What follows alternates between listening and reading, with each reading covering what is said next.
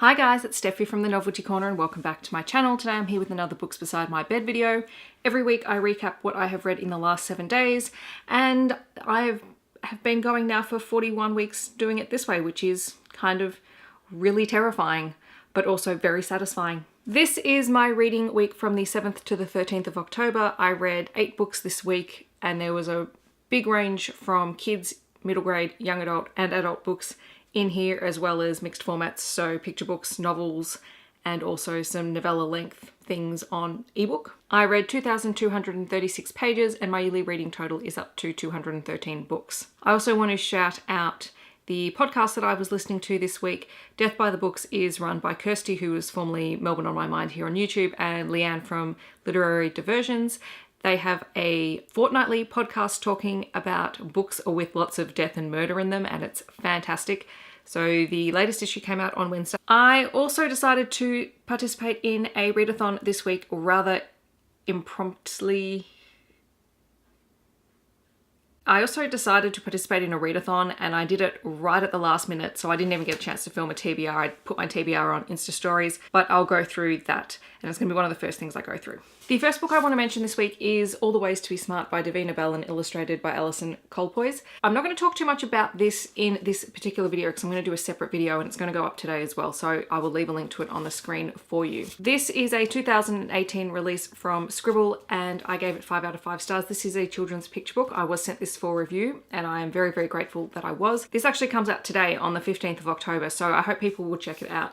This is a picture book that celebrates all the different ways that people can be smart. And it highlights that yes, you can be book smart or academic smart, but that's not the only way to be smart. I'm going to talk about this more in another video. I'm going to start with the books that I read for the readathon and then go into the other 2 books that I read this week. So I found out that G from Book Roast was hosting the Charms Extra Credit Readathon, which is part of her Magical Readathon series. She hosted the Owls and the Newts earlier in the year, which I didn't participate in because I just wasn't in the right space to do it then. But I know that she is planning on hosting them again next year, and this readathon was a way to earn extra reading days as part of the next readathon. And it was based around charms from Harry Potter. So I thought I would participate on the off chance that I get a chance to participate in the Owls and the Newts next year, which would be really cool. And there were 5 challenges. I read the 5 books for the 5 challenges, so let me talk about them. The first challenge was Alohomora, which was to read the first book in a series. For that, I read The Assassin's Curse by Cassandra Rose Clark. This was published in 2012 by Strange Chemistry, and I gave it 4 out of 5 stars.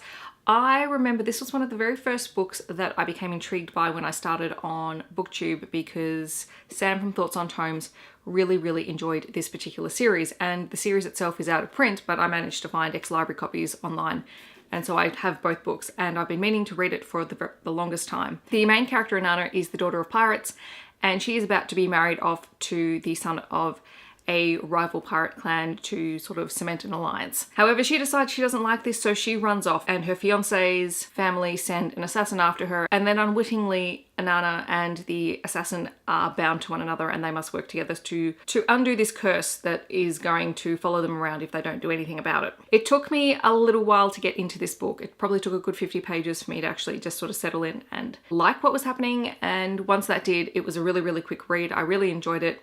I liked Inanna. She's sassy and tough and fun, but she's still compassionate at the same time. And it was really interesting to also unpack the culture of the assassins, which is sort of the assassin who belongs to a guild essentially, and they have their own rules and restrictions placed on them. Very interesting YA fantasy series. For the challenge Accio to read the first book on your TBR pile, I read The Lady's Guide to Petticoats and Piracy by Mackenzie Lee. This was published in 2018 by Catherine Teagan Press and I gave it 3.5 stars. And I know I'm going to be the very unpopular person on this because I didn't love it. I read it because it was the YA Room's book pick for the month. I was optimistic going into this because I really, really liked Felicity from the first book, The Gentleman's Guide to Vice and Virtue, but she actually irritated me in this book to no end. So in The Lady's Guide to Petticoats and Piracy, Felicity has returned from the tour of England, and when we start the book she is working in a small bakery in Scotland, I believe, because she's trying to get into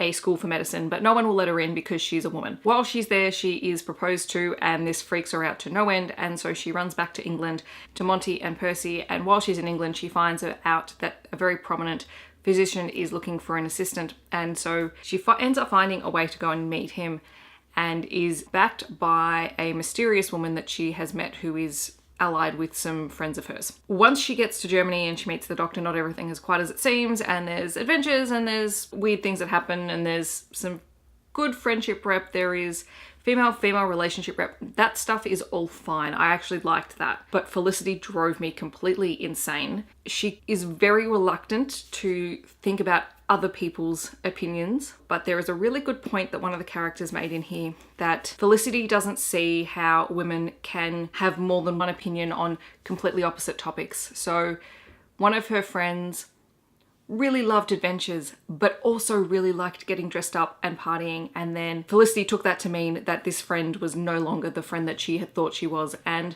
I thought that was a really, really valid point. And yes, you could say that Felicity has some growth, but like Monty in the first book, I don't think that growth was significant. Yeah, it fell flat for me. For the challenge Incendio, read a book with fire or flame, so either featured in the story or on the front cover, and you know, this was all I could find was a lantern, which I'm assuming has flame in it. This is Jane Doe and the Cradle of All Worlds by Jeremy Lachlan. This is a middle grade book published here in Australia, and it is the story of Jane Doe, who has lived all of her life in the small town of Blue Haven with her father. Her father has been almost incoherent for her entire life, and the town believes that she and her father are cursed, and they put up with her only because they have to. And the truth is that Jane Doe and her father came through a door to the manor, which is sort of this mysterious portal that the town has discovered. And when people go through the door, they have an adventure in a strange world. One day her father disappears through the door and Jane has to go after him, and suddenly her whole world is upended as everything that she thought she knew is shifted on its head, and she begins to uncover who she is and where she has come from. This reminds me a little bit of Tomb Raider in that you've got a main character going into a really, really strange manor temple place that is just full of adventure and fun. It was really easy to read. I think it's a little bit Australian, so I don't know if they're going to edit some of it for international audiences, because I read it and go, oh, that's a very Australian turn of phrase. It was published in 2018 by Hardy Grant Egmont. I really enjoyed it. Great fun read. I'm actually really looking forward to sharing with this some kids at school because I think they'd really get a kick out of it. Jane Doe is a very strong female character, and there is the hint of a female-female relationship in this potentially down the line, which I really liked. I thought that was a really nice touch. So yes, lots of adventure. For the challenge Richter Sempra, read a book that tickles your fancy. I read City of Saints and Thieves by Natalie C. Anderson because this is one of the books that I had to read for the month. And this was published in 2017 by Rock the Boat, and I gave it 4 out of 5 stars. This story is set in Kenya, and it follows the story of Tina, who is living on the streets and working for one of the local gangs. She is a thief, but she grew up in the household of one of the wealthiest businessman in Kenya and was friends with his son. Her relationship with them has soured because her mother was shot and killed in that household. She was determined to bring about revenge on the businessman. A few years later, she is tasked with breaking into the businessman's house and stealing information that would implicate him in weapons dealing. And all of the old memories come back to the surface, and she decides that she is going to unravel exactly what happened to her mother. She wants proof of who killed her mother. And as such, she has to reluctantly team up with Michael, who is the son and one of her former friends. This was a really gripping, engaging read. It was super easy to read. I had no trouble just diving straight in and enjoying it, but it is not a light-hearted story at all, because you are in a story where all of the characters have been impacted by the unrest that comes with living in a place like this. So Tina and her mother escaped from the Congo, and her mother was involved in some quite horrific things while she was there, which Tina unpacks over the story. So there's a lot of trigger warnings in here, so you do have to be careful going into it. But it was really well written, and Tina was really easy to relate to, which I thought was really important in a story like this. You want to see her find the information that she needs to be able to move on with her life. She's also really dedicated to her sister, which I really, really appreciated. I thought that was a really nice touch too. The final book that I read for the Charms Extra Credit Readathon was for the challenge Lumos, read a book with a light cover, and for that I read Legion, The Many Lives of Stephen Leeds by Brandon Sanderson, which was recommended to me by Beck, so thank you very much. I really enjoyed this. This is a collection of 3 novellas about the character Stephen Leeds. This edition was published in 2018, although the novellas themselves were published in the years leading up to it, but the bind-up was published this year by Balance, and I gave it 5 out of 5 stars. I loved this so much, and while I'm very reluctant to get into Brandon Sanderson's big epic fantasy stuff, this is sci-fi and I loved it. So the main premise is that Stephen Leeds is a schizophrenic. He has many aspects of himself that manifest in different ways to him. He is in high demand because all of his aspects have a particular skill set that he can then use to help solve puzzles, crimes, you name it. And he charges people through the roof for this because he needs a rather large house because all of his aspects have their own rooms and their own specific expectations of what they need. Some of his aspects include a trained soldier, there's a librarian, there is a psychologist, and I loved the psychologist. They are both male and female, and they assist Stephen all the time. In the various stories, he is called about to solve certain mysterious puzzles, and all of the novellas really lead back to him trying to find out what happened to a woman named Sandra who helped him organize the different aspects of his personality. It is super engaging. Stephen as a character is very likable. The way that he interacts with the various aspects that he manifests are so interesting. I really loved how if he ever needed to be able to access a particular skill set, he starts learning about it or reading about it, and then suddenly a new aspect will appear. And there's some really clever ways that Brandon Sanderson does it in the story and shows what that actually looks like. So if you get a chance and you like sort of mind twisty sci-fi, check out Legion. And the last 2 books that I read this week were of the more adult variety because I was watching Chelsea and Julie, so Chelsea Dolling Reads and Julie from Pages and Pens, their live show talking about their book pick for the month for the book Hangover. They picked Her Halloween Treat by Tiffany Reese, which is book 1 in the Men at Work series, and this is a Mills and Boon Blaze book, and it's all set during Halloween time, which I thought was actually quite appropriate, and it's only really super short. I think it's like 161 pages. So it was published in 2016 by Mills and Boon Blaze. I gave it 5 out of 5 stars because it was so quick and easy to read and enjoyable, and the characters were just so likable that it was really, really hard not to give it 5 out of 5 stars. And I then read the second book in the series, which we'll talk about in a minute, but they're all very adult, so you know that going into it. And the first book is the story of Joey, who is a young woman in her late 20s who has been in a relationship for 2 years and has only just found out that her boyfriend is actually married. And when she finds out, she is both devastated and pissed off. She goes back to her hometown where her brother is getting married to his long-term boyfriend, and she's staying in the family's old cabin, which she remembers as being really quite old and broken down. And when she gets there, she finds that it has been completely done up and that one of her and her brother's childhood friends, Chris, has been working on the cabin and has basically created this really wonderful place. The two hit it off again straight away. They haven't seen each other or talked to each other in years. And then they develop a relationship, which is really tricky because Joey is only planning on staying for 10 days.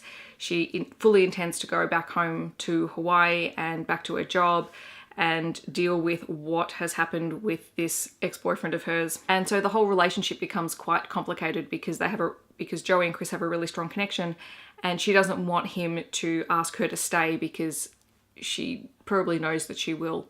And yet Chris and her brother have this plan to try and entice her to stay because of a job offer rather than because of a relationship. And the Halloween aspect is because her brother and his partner are getting married on Halloween. They're having a dress-up party for their Halloween wedding, and that was really, really cool and really funny and unique. The second story in the Men at Work series is Her Holiday Treat, again by Tiffany Reese and published in 2016 by Mills and Boon Blaze. Again, I gave it 5 out of 5 stars. I think I may have liked this story more than I liked Her Halloween Treat. It is the story of Clover, who is a 30-something single woman who's never really been in a long-term relationship.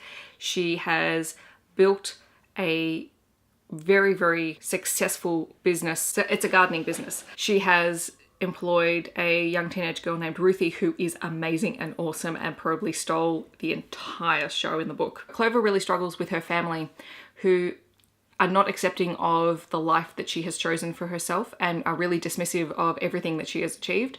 In fact, pretty much the only things like they make a comment on about whenever they talk to her is, why don't you have a boyfriend? When are you getting married? When are you going to have kids? And backhanded comments about her appearance.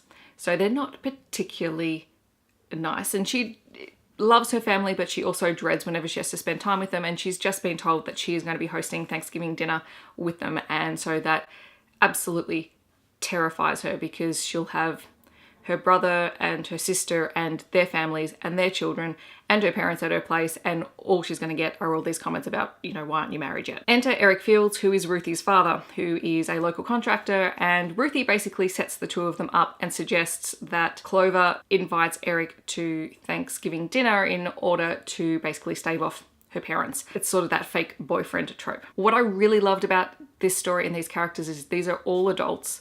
They are dealing with real world issues. They're all very capable.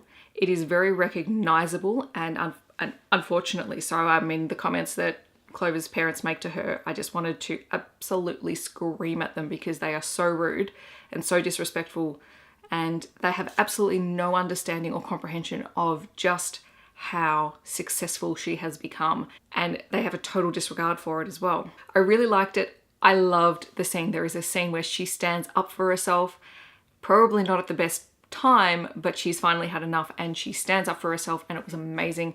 I really liked this book, and there is one more book in the series. It's a Christmas themed book, which I'm hoping to read this week, because they're short, they're simple, they're easy to read. Yes, they're smutty, but they're also a good commentary on people at the same time. So those are the books that I read this week. In the comments down below, let me know what you have been reading. I hope that wherever you are in the world, you are having a wonderful day, and I'll catch you guys in my next video. Thanks so much for watching.